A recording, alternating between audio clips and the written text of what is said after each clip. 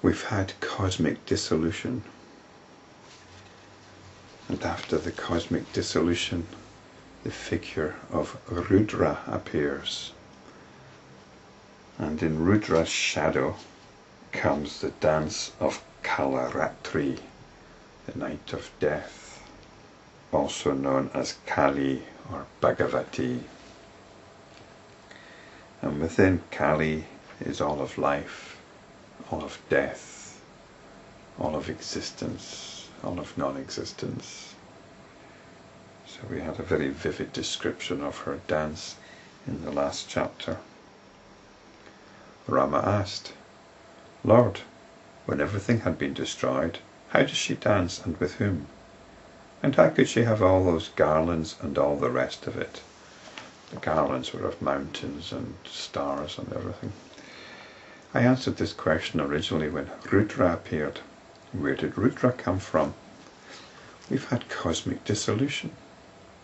And now Rudra appears. Rudra is the life force or the ego sense. There is never nothing. There is never nothing. Rudra came from the same place that dreams come from.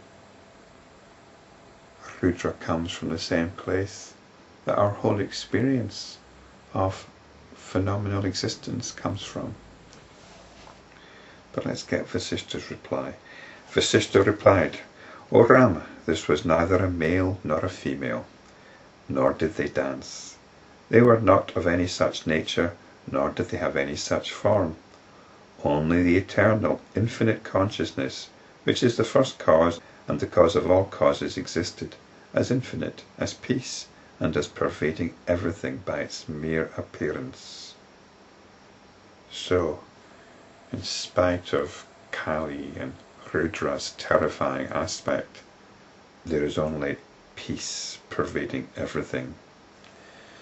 You might wonder why, if there is peace pervading everything, there are such terrifying aspects apparent. Well, it's because that's the ego sense. The ego sense is terrifying. Then you might ask, well, why did the ego sense arise? But this is the nature of it. This is the nature of identification with notions. This is what consciousness does. The Lord is that. The Lord is that peace which pervades everything. The Lord Shivam. The Lord himself took on the appearance or form of Bhairava, that's Rudra, when the entire universe had ceased to exist. But in fact he was as formless as the infinite space. It is not appropriate even to assume that the infinite consciousness, which had become manifest in all its glory on account of its inherent nature, would suddenly be without it, just as gold cannot be without any form whatsoever. In the same way you might ask, when we dream each night, why is each dream not filled with infinite bliss? The usual argument is, well, because there's all sorts of subconscious stuff going on. And I suppose that could be described as our latent tendencies, our psychological habits. But the fact is, every time we go to sleep, every time we dream, there is absolutely no reason why we should not be coursing in bliss each night.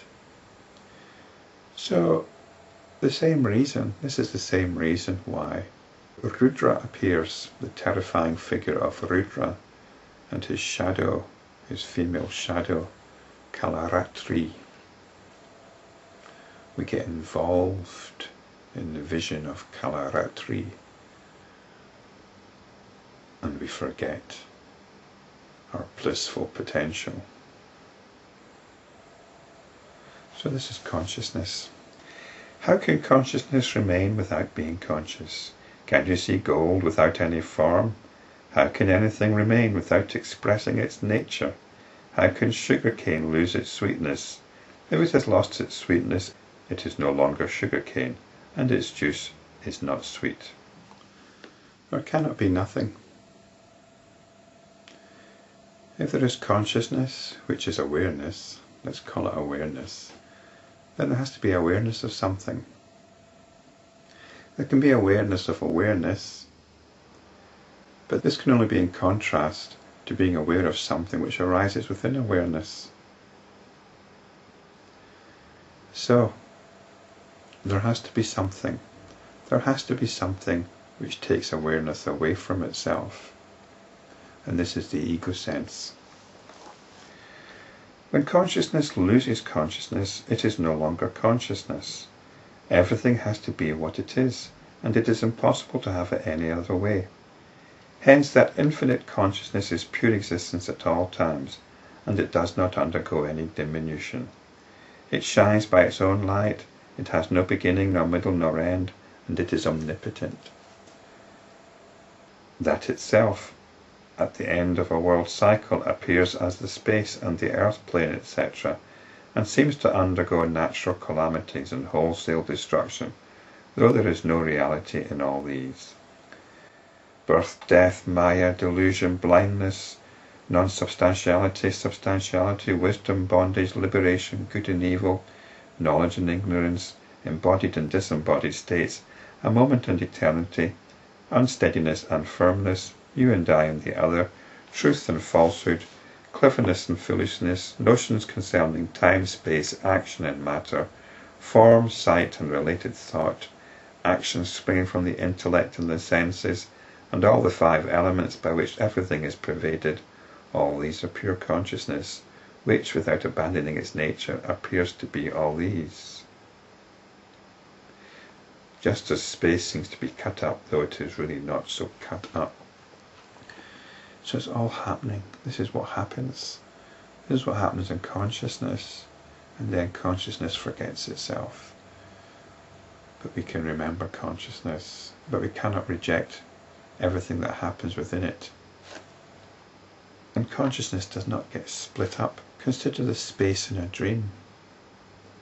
A while back I said, consider the difference between a rock and water in a dream. Are they different things? We call it all a dream, implying it's all the same thing. But what about the space in a dream? Is space any different from the rock or the water in a dream? And is the dream any different from the dreamer? This infinite consciousness alone is known as Lord Shiva, Hari, Brahma, the moon and the sun, Indra and Varuna, Yama, Kubera and fire.